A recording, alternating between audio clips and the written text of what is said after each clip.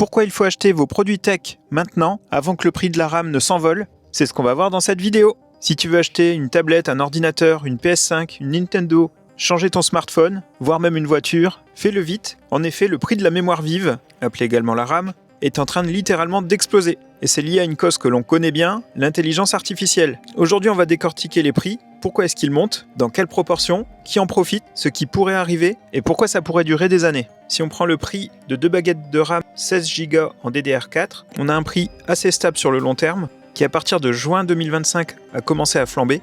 On est passé d'un prix d'achat en juin 2025 de 80 $ à près de 250 $ en fin d'année. Autre exemple sur de la DDR5, 32 Go, même si ça fluctuait un petit peu, on oscillait aux alentours des 125 $. Et là, fin d'année, on est monté à 180 $. Vous pouvez remarquer que la DDR4 a plus monté et on va l'expliquer juste après. En tout cas, en l'espace d'un an, le prix de la mémoire vive a plus que doublé et pour certains modèles, il a même quasiment triplé. C'est une augmentation historique dans le secteur où les prix restent normalement plutôt stables. Pourquoi ces prix montent-ils autant? L'essor des intelligences artificielles et des data centers. Les fermes de serveurs pour intelligence artificielle consomment énormément de mémoire vive, notamment de la DRAM et de la HBM. C'est de la mémoire vive à large bande passante.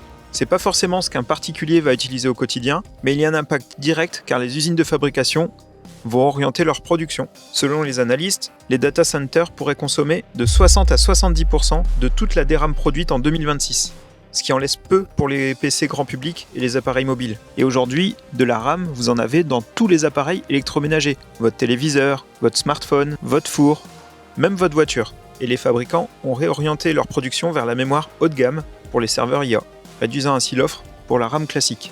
Les produits sont de plus en plus connectés et demandent de plus en plus de RAM, l'offre est réduite, la demande augmente, les prix grimpent fort.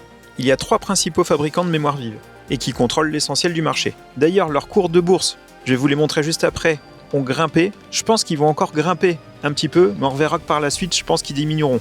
Mais il y a peut-être encore un potentiel à prendre dessus. Le premier, Samsung Electronics, basé en Corée du Sud. Le deuxième, SK Hynix, en Corée du Sud également. Et le troisième, Micron Technology, aux États-Unis.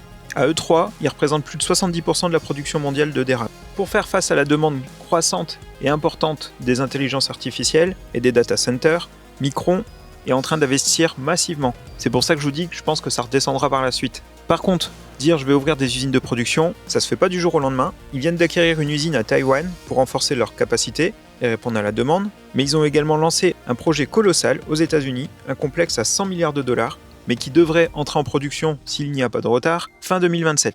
Et leurs usines existantes en Corée et à Taïwan sont également en extension. Mais la montée en production ne va pas rattraper immédiatement la demande. Ce qui fait qu'on devrait avoir une année 2026 où les prix des appareils technologiques devraient grimper. Alors pour autant, pourquoi est-ce que je dis que ça va redescendre après? Même si à l'usine de production, ça ne sera pas le seul critère. On sait que l'IA, ça risque d'être une bulle. Moi j'ai très peu de doutes sur ce sujet. C'est-à-dire que pour le moment, c'est la course pour développer la meilleure intelligence artificielle. Pour le moment, leurs modèles économiques sont déficitaires et vont mettre de nombreuses années à devenir rentables. En effet, vous avez tous accès à ChatGPT, Gemini, Perplexity sur des versions gratuites, alors que ces marques payent les data centers, l'énergie et la RAM pour pouvoir faire travailler tous ces ordinateurs. Il y aura certainement les plus grands qui vont tirer leur épingle du jeu, et c'est pour ça que c'est une course actuellement à qui aura la meilleure intelligence artificielle. Par la suite, et ça j'en suis convaincu, la publicité va vite intégrer ces IA, mais dans un premier temps, ils sont en conquête et ils essaient de conquérir le maximum d'utilisateurs. N'hésite pas à dire ce que tu penses de tout ça. En tout cas, si tu veux un PC et une console, c'est probablement le bon moment pour acheter, avant que les prix ne grimpent un peu plus. Après plusieurs semaines ou mois, l'article convoité pourrait coûter beaucoup plus cher, surtout s'il est dépendant fortement de la DRAM. Je vais te proposer 2 vidéos d'articles qui utilisent la mémoire vive. Si tu veux revoir l'essai de la DJI Osmo Pocket 3, tu peux cliquer sur la vidéo de droite. Si tu veux revoir la vidéo de la tablette de Xiaomi Redmi Pad 2 Pro, tu peux cliquer sur la vidéo de gauche. À bientôt pour de nouvelles vidéos tech. Salut!